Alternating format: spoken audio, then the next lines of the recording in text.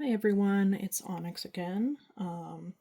This month's episode is going to be on a more recent special interest of mine. Um, and by more recent, I'm 27 and I have found a love for um, cinematography and filmography since I was about 21 or so. So let's dive into the weird, interesting, and unusual. So, just as a brief premise, not necessarily a premise, but as far as history goes, with a lot of film techniques and where even film was like invented, stuff like that, it can't be really connected to one single person, especially considering a lot of them came from Thomas Edison, who it's almost impressive how well he is at stealing ideas. Like, don't get me wrong, it's definitely impressive how the ideas aren't originally his, obviously, but he modernizes it and kind of shows it to the general, like, American public. So, a lot of film back in the day, like early, like, uh, late Victorian era, so 1890, stuff like that, was usually um, from French people, France, my bad. One of the earliest quote unquote inventors would be not necessarily for film as a like topic, as a subject, but filmography would be the Lumiere brothers in 1895. They actually invented this where the word comes from, cinematography. They made the cinematograph. I probably said that wrong. But basically, it's like a camera, but you kind of hold it over your shoulder, and it has like a crank that you like when you start recording. And use the crank, it'll start the recording, and when you stop, it'll stop. And then you can set up different, scenes or whatever. Not that that was very well developed at the time, but it not only recorded it, it developed and projected motion pictures at the same time. So think of like what an old time projector looks like, that kind of thing, except usually it was a pretty big, bulky box. And yeah, again, while they didn't invent films, they're one of the first to add artistic elements to it, to really make it art instead of just, like different techniques and stuff. At the start, usually the late 1800s, early 1900s, till about 1914 to 1918, so around, Victorian era to um, up until close to World War One, movies really began taking a new stance, like developing much faster than they had been. Even in the late 1800s, it really, I think from 1904 on, up until World War One started, it was like there was a huge boom, an uptick in um, uses and developing and stuff like that. And some of you may know this, some of you may not. It's my podcast, so I'll say it anyways. Movies are actually one of the first, well, I'll say movie for lack of a better word. What people usually think of when they think of movies is, stuff like, movies we see now, like, I don't know, like The Shining, Pulp Fiction, stuff like that. But movies began as, again, it was like not talking. They would have they would have the actors move their mouths, and then once they were done, it would have a title card that said what they said.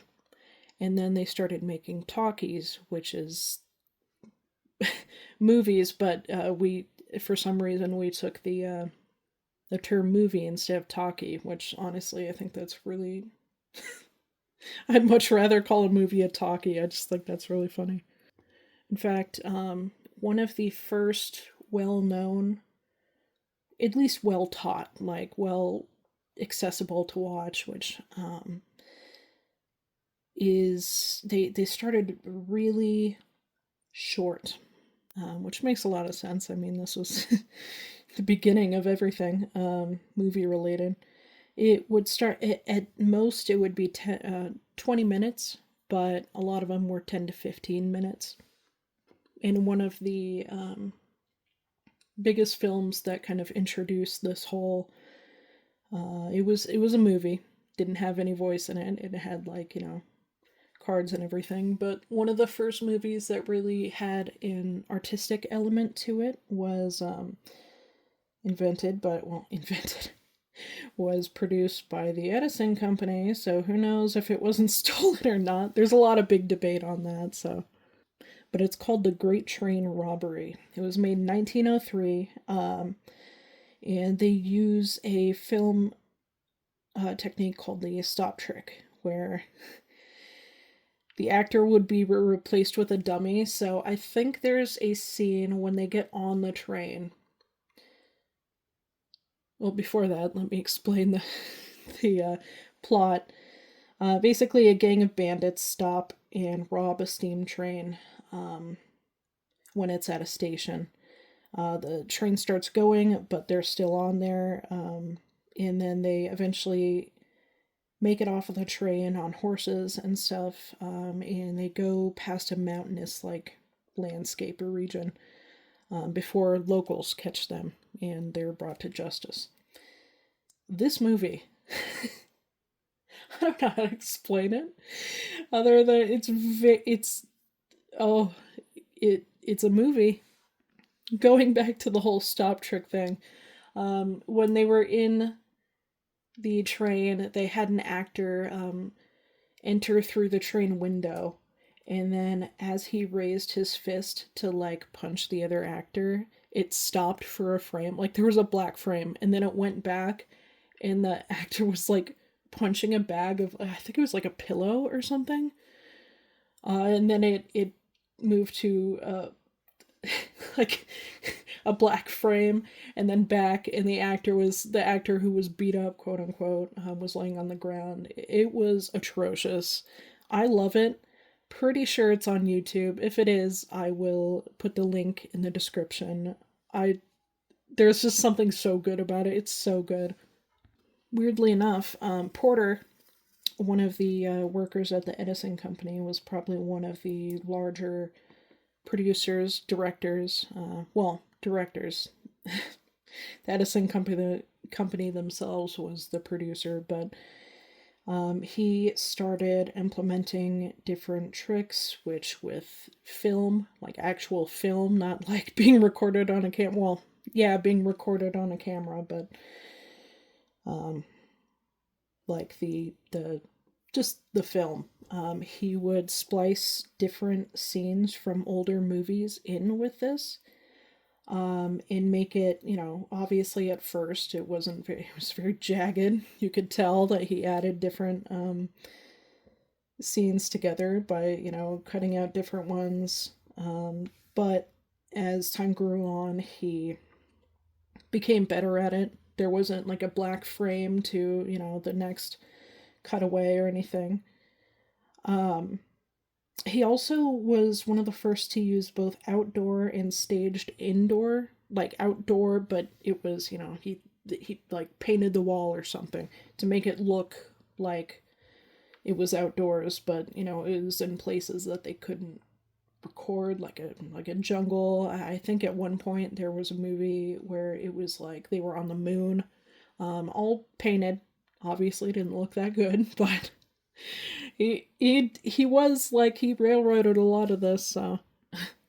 But yeah, so movies began getting longer. This is again like the early 1900s.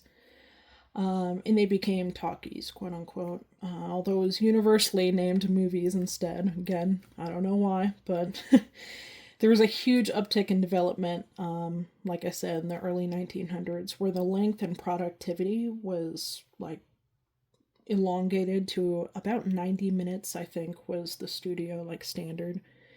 Some would be under that, some would be over that, but I think for the most part, maybe 100 minutes, but that's like very rare. It was almost like when Avatar came out as a movie, and it was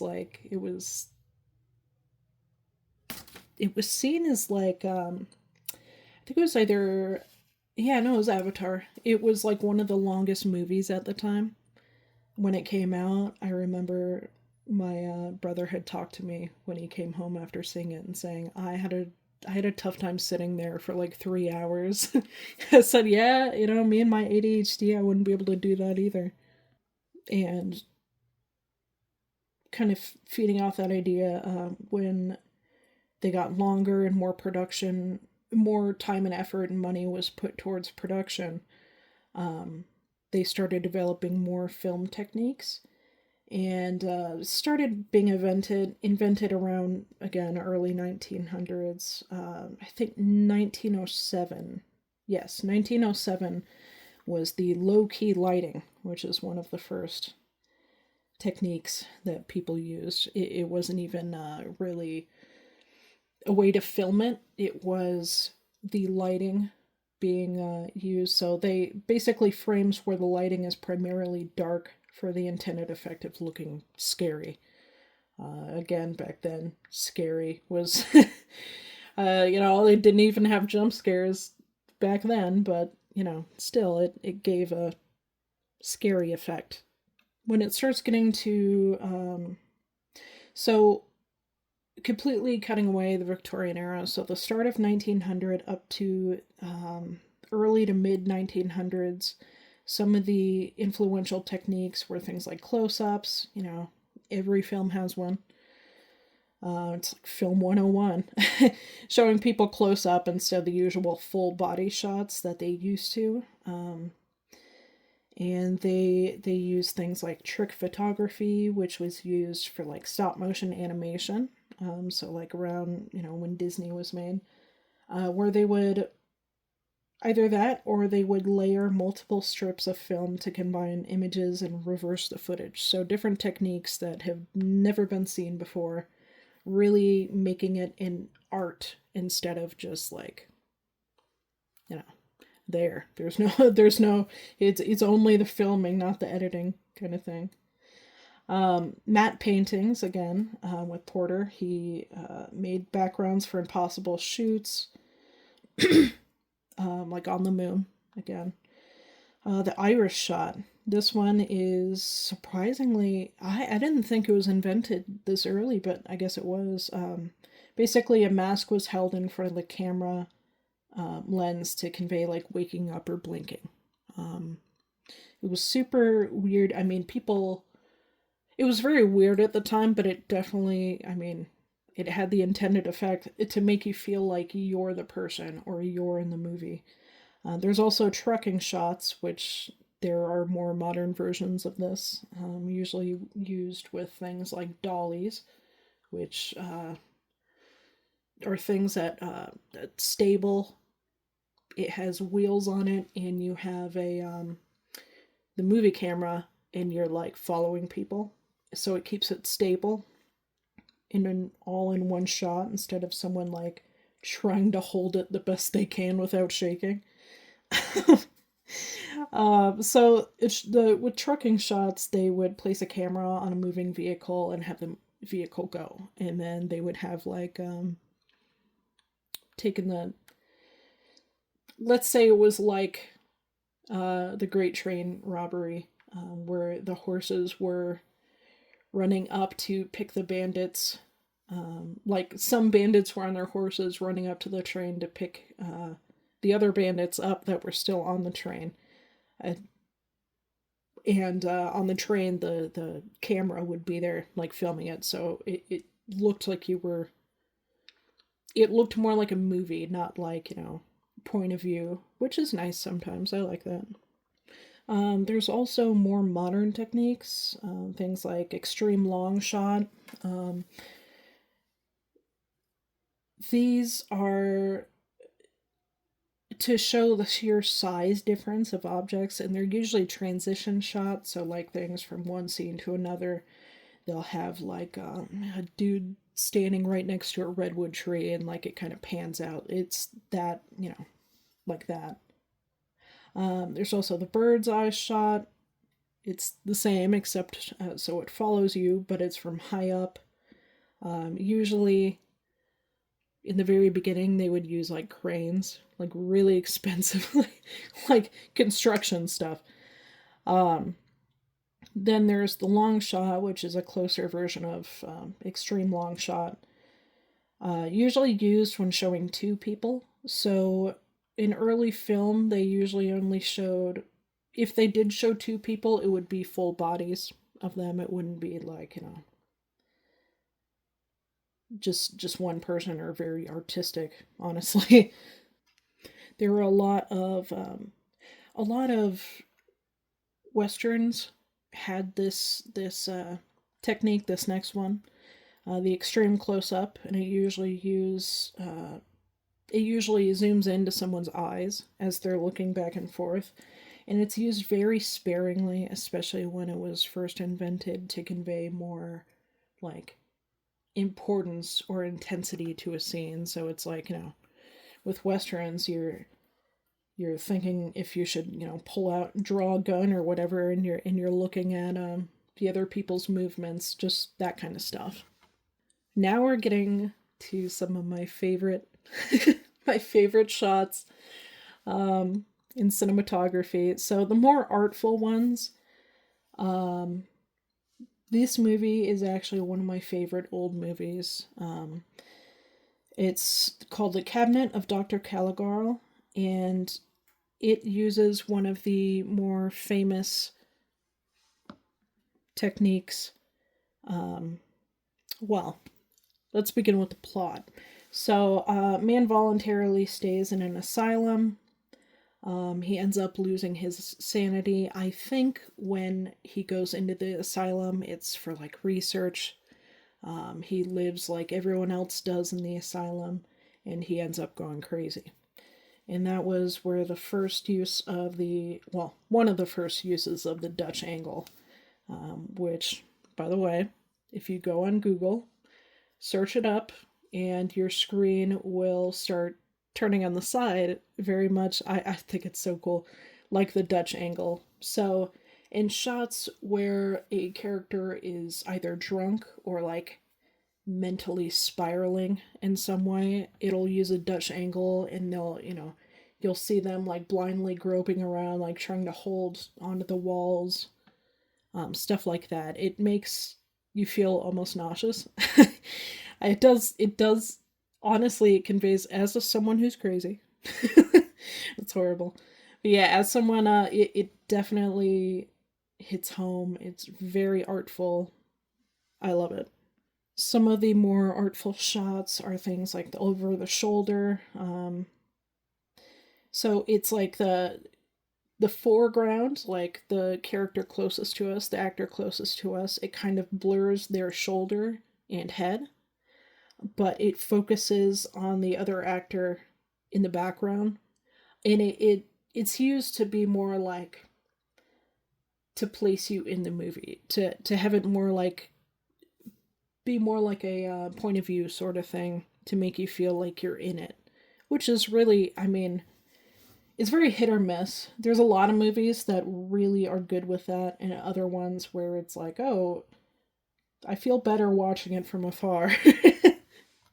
There's the tilt shot, which a lot of people confuse with the Dutch angle, but basically the tilt shot is, it's not the Dutch angle because it's like the correct, it's like, a straight camera shot, but it moves from one side of the screen slowly down to the other, and it's usually a transition shot that conveys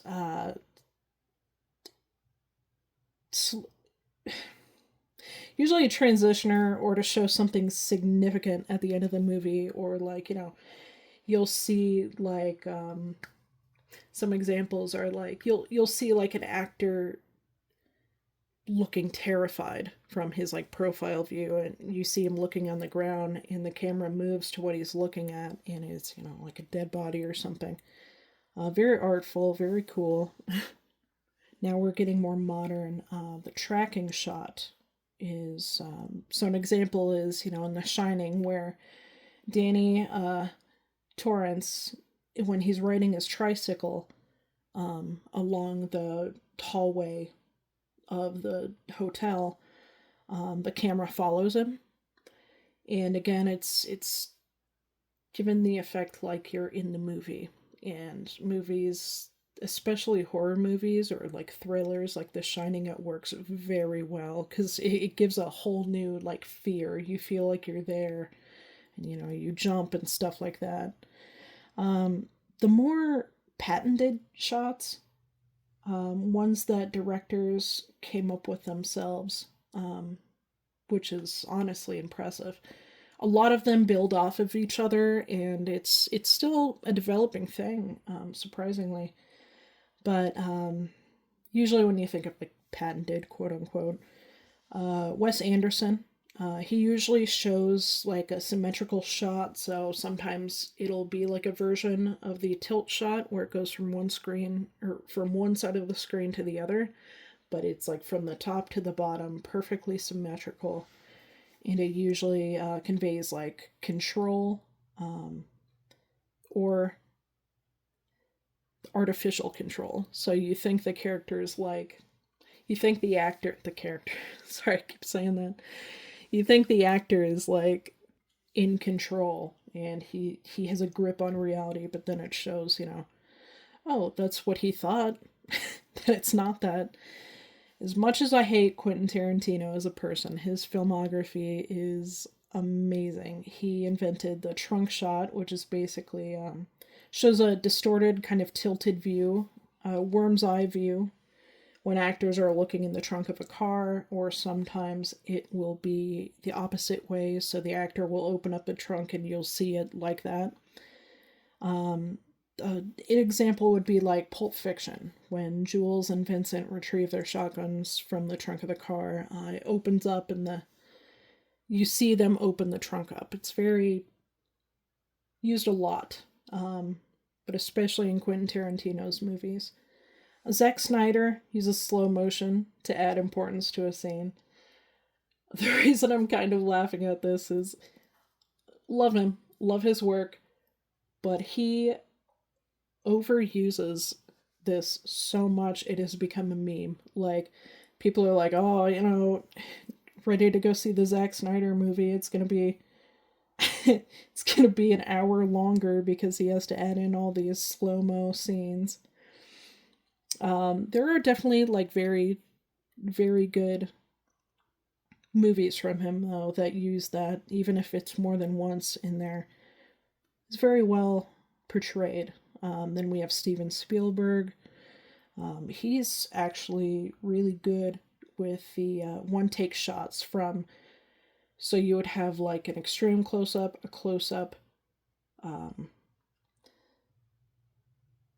a full and medium shot within a single take. So instead of doing like one each scene or like recording once, he records it all. Then there's Stanley Kubrick with the Kubrick stare. It's again gonna have to pull out The Shining. Jack Nicholson is, wow. He is he's really good. He's a really good actor when it comes to like, especially with like people who are like off their fucking wagon. So there are a lot of scenes in The Shining where it shows Jack when he's staring directly at the camera, and it's used to unsettle viewers. So not necessarily like horror, if anything, psychological horror, more thriller, where it's like you feel weird. I kind of like to compare it to autistic people not liking eye contact. It just makes you very uncomfortable and unsettled. Then there's the rare female directors who are not rare, but female directors who are actually given credit or mentioned. Sofia Coppola, she's good at framing subjects from a window and door. So, like, whenever the camera zooms in and you're supposed to be looking at, like, from inside a house to an actor outside, it'll be, like, framed within a window pane. And it's very influential. She definitely added a lot to the movie industry and is not given nearly enough credit, I think.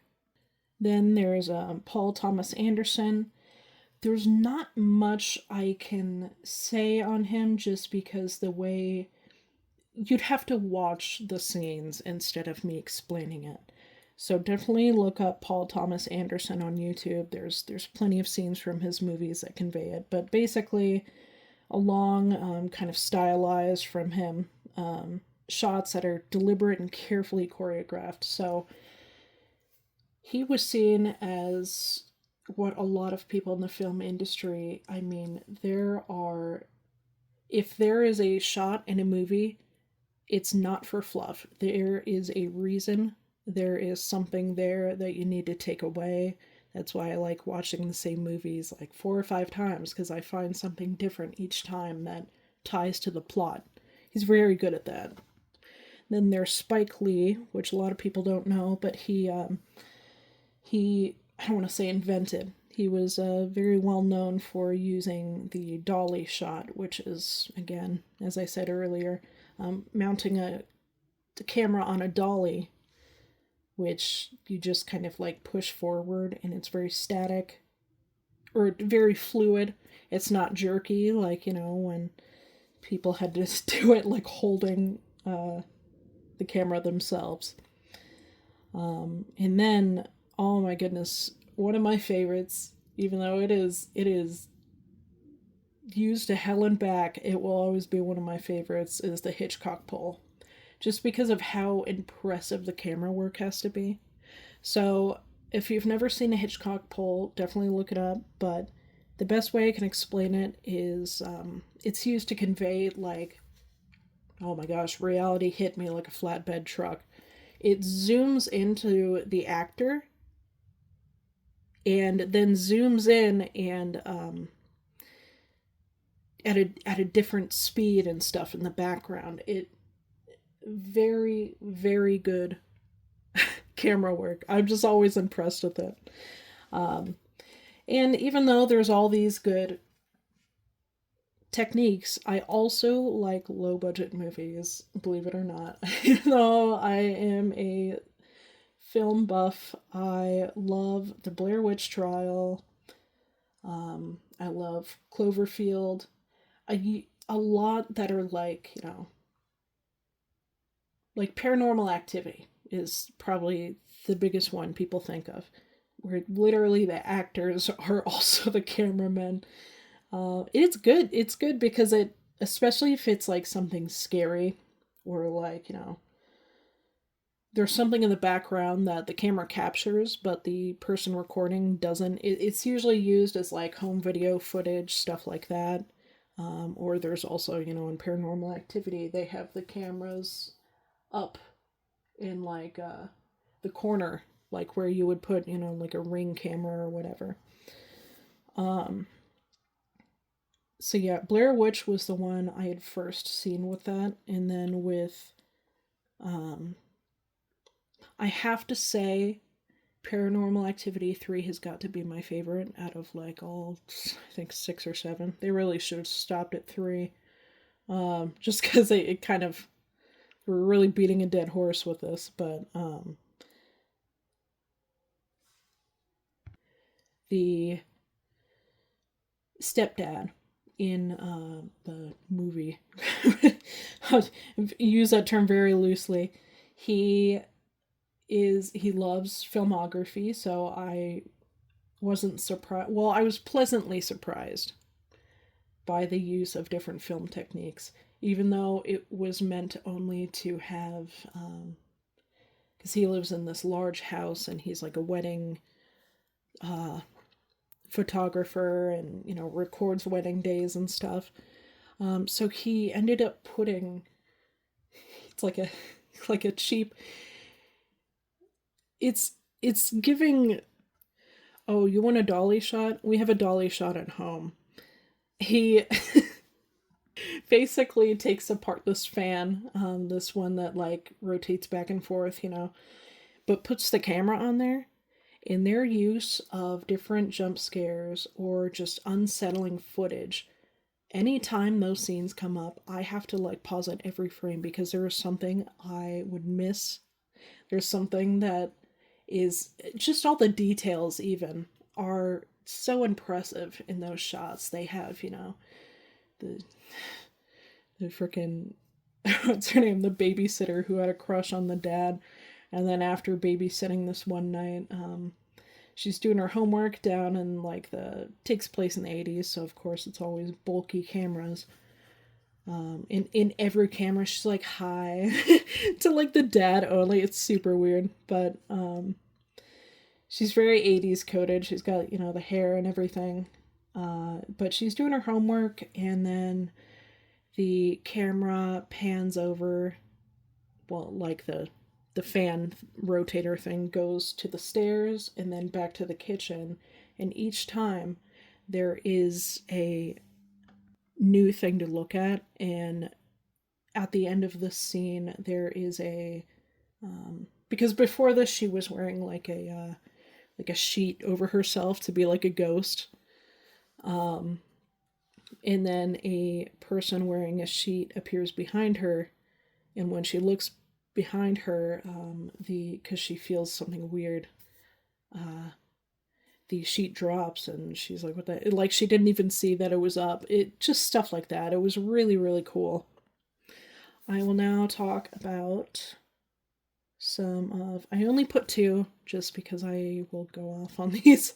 My favorite movies. I like Dark Skies in 2013. I believe it was made. Basically, this family starts, it's psychological horror, but adds an element of actual horror. So it follows this family in this suburban neighborhood that slowly their life is unraveled super bad. It starts off with little things like, and I say little, in this movie, the little things are like a flock of birds hitting the windows at all angles. Um, and you look outside and there's just a bunch of like dead birds around. Uh, then they go to things like they'll have brief moments of like a psychological break, amnesia. Part of the reason I love this movie is because I have psychogenic fugues, which is, in other words, dissociative amnesia. So whenever I'm really stressed out, the way the director handled the look of possession on the actors' faces in like the movements they have is almost exactly how I am when I go through one of these. I will kind of like stare off into the distance. My hands will kind of twitch. It looks a lot worse than it is. And in my mind, I'm just kind of like, oh, it's floaty. I can't really see where I am. And yet it has that in Dark Skies. I think that's why it's one of my favorite. But, you know, they start getting possessed. They have these probes behind their ears that they don't find out until, you know, they go see this guy who's crazy, but he actually knows exactly what's happening. Different encounters and stuff. One of my favorite, I don't want to say favorite, that makes me sound psychopathic, but one of the scenes I relate to the most is a bird's eye view. It Jesse is the older son. He's like running around in the woods with his friend, who's honestly a piece of shit. I hate saying that, but he's just a. There's being a kid and there's being a psychopath, and this dude is not a kid. Let me tell you that much. Um, but Jesse like starts hearing this ringing in his head, and he's like, holding his ears, but it's not anywhere else. So he's like trying to hold close, like plug his ears, but the sound is coming from within him, and he doesn't know it. He thinks it's coming from it's auditory hallucination, except it's actually happening. And all of a sudden he jerks and he looks straight up at the sky, and his eyes are rolled in the back of his head, and his hands are like twitching at his sides. And so it's a bird's eye view of him. It kind of zooms in, and his mouth is open, and he's like shaking, which is, again, another thing that happens with me. I think that's why, like, every time I watch it, I get goosebumps. It's such a good movie. There's also one of my favorite scenes is towards the beginning. I think this happens even before Jesse gets possessed, but the family has a like a anti-burglary. They have like a burglary alarm. Um, so the mom wakes up every once in a while, and she goes to her son's room, Sammy, the younger one. He goes to his room, not there. She wakes up the husband. She's like, "What's going on? Where is he?" And then all of a sudden, the alarms start ringing, and it's so loud, and it scared me, and it's intended to. But genuinely, thank God it's not one of those horror movies where like the dialogue is very quiet, and then when the jump scare happens, it's like, oh my god, like the loudest thing ever. Um, but yeah, the alarm starts going. The dad calls the company. He's like, I don't know what happened, what triggered the alarm. Um, they were like, okay, all of them were triggered at once, like each entry point of the house, and there's like eight, and it was so scary. Like, yeah, even talking about it now, I have goosebumps. But after he shuts off the alarm, like after he ends the call with the person who shuts it off, he goes into the kitchen and is like looking around for his son. And as he passes, it's a more like a cupola, the frame technique, but like with its own flair on it. So the dad's looking around, and then once he passes by a window frame, it shows Sammy walking out in the front yard. Just the placement of it and everything, and the music that goes, or not the music, the sound, the instrumentals that go with it are very concerning. um, and in 10 Cloverfield Lane, one of my I know I didn't really like the first one, the Cloverfield movie. Even though it was a shaky camera movie, I just couldn't get into it. But 10 Cloverfield Lane took on a new approach. It wasn't a shaky camera movie, but basically the premise is John Goodman plays this character named Howard, a I don't know if you've ever played a Fallout 5, but when everyone is having those bunkers for like when the world ends kind of stuff. Doomsday bunkers, that's what it is. He has one. One of the main characters, Michelle, she, I think she crashes into something after hearing on the radio, like, oh, go home, stay safe. There's something attacking America or something like that. It's been a while since I watched it. But she crashes into a pole. John Goodman comes over in his car, takes her, and then puts her in his bunker, where a dude is already there. Um, Trying to think of his Emmett. That's his name. He's a dude who's there, and he's just kind of like, hey, I don't have to work. I can sit here and watch movies and play games all day. That's which honestly same. Especially with my agoraphobia, it wouldn't really affect me that much. For those of you that don't know, it's a fear of going outside. It's triggered It can be to varying degrees and stuff. But yeah, basically, so he's in there, he's like, whatever. Michelle's like, from the start, she's like, this weirdo kidnapped me. There's not even anything going on outside. But John Goodman is so good at playing the role of like a psychotic character that he scared the director. The director did an interview. The director, Dan Trachtenberg, he did an interview and he was like, there were some scenes in there, even though I had like choreographed it, the entire, like placed everything, he scared me. I just think that's really good. There is a scene. So they start kind of getting into. I think Michelle does something that kind of like she's like scared to try anything else. She goes up. She somehow goes behind John's back, but then he figures out, oh, she's trying to go outside of the bunker. You're gonna get hurt. You're gonna get killed. There's aliens or something. He doesn't even directly say what it is. He was just like, it's dangerous outside. And she's like, what the heck? So she's about to open the bunker door, and the lady comes up, and she is like head to toe in chemical burns. It looks like someone put her in a vat of acid. And she's like, let me in, let me in. And so at this point, Michelle's like, oh, he's right. I'll stay. I'll stay right here. I'm not gonna mess with that. So she starts, just kind of like getting into a routine with Emmett and Howard.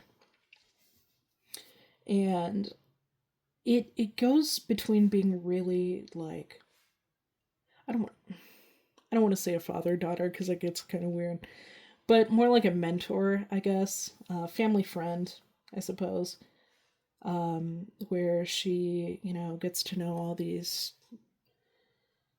hard to talk about things, a history of Howard's life where he lost his daughter, and he sees a lot of his daughter's traits in Michelle, and like I think he cut himself on like a can. He was opening a can and he had to like stitch himself up, and he was like, you want to sip of this? He used alcohol. I mean, it's alcohol. It wasn't like rubbing your medical alcohol, but it was like I think it was gin or something, maybe a bottle of Jameson. But he was like, you want to see, you want to.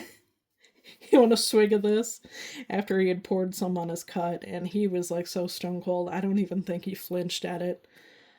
He was like, "Can you just stay here while I stitch myself up?" So he stitched himself up, and dude's hardcore.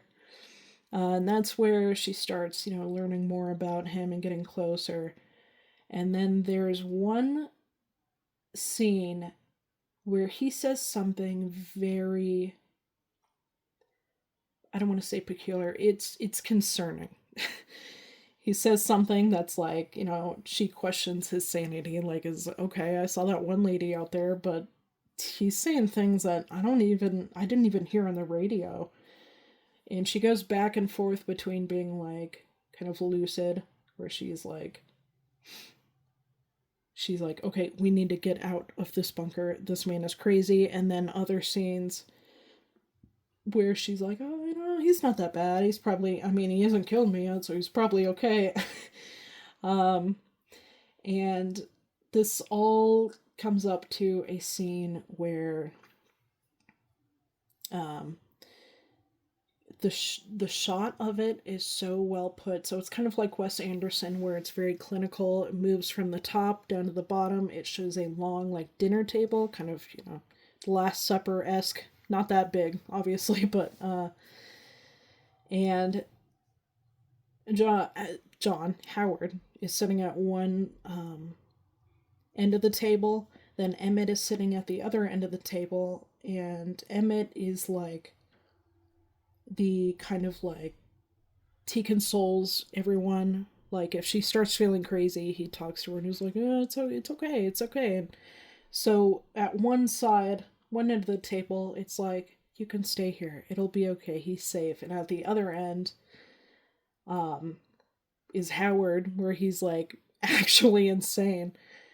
And she's like scared to leave and stuff. And then at the center of it, she's between it all, kind of, conveying that she's having this internal struggle between wanting to believe that Howard's a good person and that he wouldn't hurt them, but also being terrified that he's not telling the truth and he's an insane doomsday prepper, who's just he was it's giving rapture talk. And I hate saying that, but it's like one thing happens, like maybe there's a meteor shower and he's like, it's the end of the world, and then he, like, starts taking people down into his bunker. Um like little things that he believes are of huge significance, like, oh, it's a sign of the end times. And what I love the most about this is there are multiple different methods, different like film techniques, but the one that really scares you is used multiple times, and it's the Kubrick stare. And that's when uh, Dan, the director, that's when he said, he scared me. Like, I was recording him and I was scared. I was frightened. And I was like, yeah, that sounds terrifying. Um, what I love the most about the movie, outside of the film techniques and, the actors and everything, is the way it was set up. You never get a. I usually hate this in movies, but you never get a confirmation if he's crazy or not. She does escape at the end, and there's like sounds, but there's no lights or anything. At least I don't believe. But there's nothing out there, and you're left to think: is he insane, or is like he telling the truth? But it's starting to, people are able to protect themselves better, or they've defeated the whatever big bad is out there. Leaves you thinking about it and pondering about it. And honestly, this was the movie that made me have an interest in the art of movie making, cinematography, filmography, different techniques, because there are so many used in this movie that just, I mean, I was sucked in right away. But yeah, that is the end of this episode. So, again, I'll put my email in the description for if you want to be a guest on this podcast. But for now, I'll see you guys later. Bye.